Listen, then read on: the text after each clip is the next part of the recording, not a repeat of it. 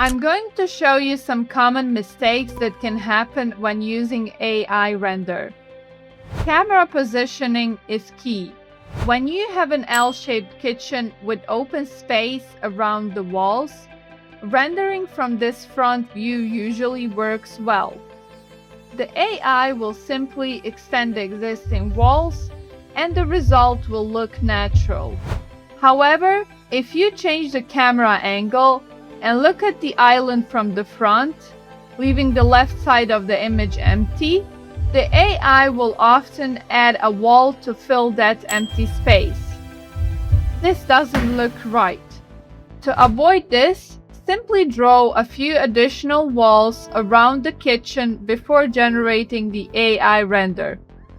This gives the AI enough context and produces a much better result. Another common issue is having the camera too far away. If the design appears too small in the image, the AI won't automatically zoom in on it. For the best results, zoom in on the design first and choose the best camera angle. The AI render will do the rest.